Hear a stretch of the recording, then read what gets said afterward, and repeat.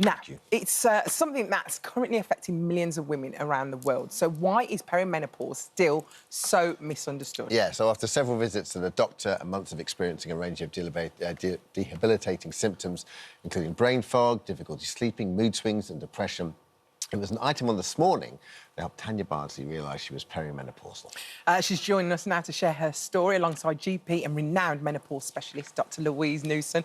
Welcome to both of you. Hello. Hello. So, obviously, this morning... Yeah, she saved my life. Saved you. So what was you doing? Was you just watching the TV? Well, it was actually my mum that was watching it, and she was like, Tanya, you need to ring the GP again, because she watched Dr. Louise, who said, I've been going to the GP... I went to the GP about 3 times. Yeah.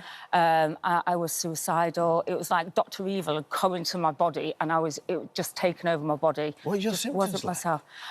Feeling worthless, suicidal thoughts. I've got ADHD, so that it just amplified my ADHD.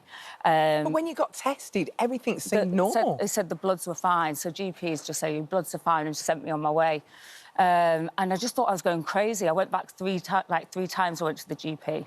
And then my mum was sat watching This Morning, and Dr. Louise was doing a phone-in and said it doesn't matter about the bloods, it's just about the symptoms. So then, near me, I went and found there was a lovely lady called Dr. Laura who just put me on HRT straight away, she said, and she just agreed with Dr. Louise. And, yeah, it's completely saved my life. It affected... Thank you to This Morning. It affected your life, didn't it? Honestly, it took her out... I was actually thinking of ways to take my own life. Oh, it was that bad. Tanya. I couldn't live like that anymore. And Tanya, did it come along relatively quickly, those symptoms? Or, like, did you notice... Or did it, like you said, it was exacerbated by your ADHD, but did the symptoms happen quite quickly, or was it more sort of... You're getting a little... It was just getting more and more intense. But at first, I thought it was because I had ADHD, I thought it was because I was drinking too much. So then I took all the steps, stopped drinking. And after 4 months of not drinking, I thought, well, I still don't feel how I should. I mean, my skin was better, saved loads of money, and I didn't feel as, like, suicidal anymore. So it did help massively. Yeah. But I still just had no motivation to live. Yeah. Like, everything was hard, and yeah, it's just awful. And especially I've got 4 children, all at different varying stages of their hormones. It just affects the whole family.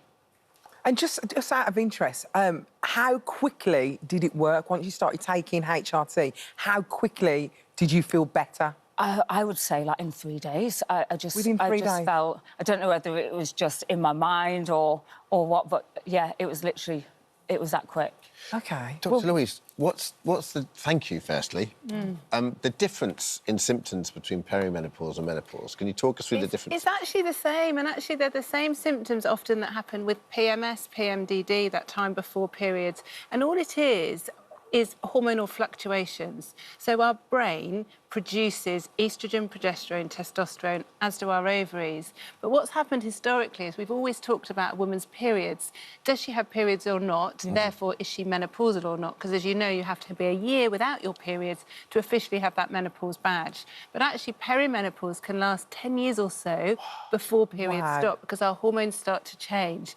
And our brains like things constant. You know, if we get hangry, a bit hungry and angry, our brain doesn't like it because we've not been fed. The same with our hormones. When we've got fluctuations or low levels, but it also affects other chemicals in our brains like dopamine, serotonin. So often people have quite awful thoughts, and we know the commonest symptoms are the symptoms affecting our brains. So brain fog, low mood, anxiety. Often people get really intrusive, very dark thoughts, and although they know often that they don't want to act on them. It's quite different to clinical depression. People do have insights, but it's really scary. Like you say, it's like your brain's been taken over by someone else, but it's not working the same because it doesn't have those hormonal chemicals in the brain. Yeah. And the fact that it doesn't show up in your bloods either. Yeah, and that makes you feel like you're going crazy. You think that no one's listening. So why is it not picked up? Well, the hormone levels change all the time. So if you had your hormone blood test done every hour, there would be some changes. And that's why it's really important that you don't use a blood test to make the diagnosis. If the blood test is abnormal, it can be useful. But actually, normally, it's giving women enough information. So if you have the right information, you can say, right, I'm having all these symptoms. Is there anything else in my life that might have triggered it? And we know things like ADHD can worsen, definitely when you've got this chaos of hormones going on. So often in medicine, we don't always need a blood test, you know. We can make a diagnosis from a really good history. You know, if someone has migraine, for example, or clinical depression, we take a good story and then we say, well, look, I'm going to try this treatment for 3 months and see if it helps. If it doesn't, we'll change the treatment or we'll think of another diagnosis. But actually, often when women have the information, the first thing I'll often say to people is, do you think any of these symptoms could be related to your hormones? And if that person's saying yes, we need to be taking that forward. Because as you know, hormones are really safe. We're just topping up. And in perimenopause, we start with a low dose and then gradually increase. I was going to say, so HRT works pretty well with perimenopause. It usually does. It's about the right dose and types because of the 3 hormones, they all work differently. So sometimes people might have tried maybe just a low dose of one hormone or estrogen and progesterone, and it might be the testosterone. So it's making sure that it's tailored to that individual. It must be so lovely to see that you help so many people, Dr. Louise. How does it actually feel? Do you know what? It feels very humbling, and a lot of my work, you know, through the app, through the website, through my podcast, is reaching people that I'll never meet. But I've just come back from Abu Dhabi lecturing there, and people were in tears meeting me because they said I've literally helped their lives. But it's lovely. But, you know, there's 1.2 billion menopausal women.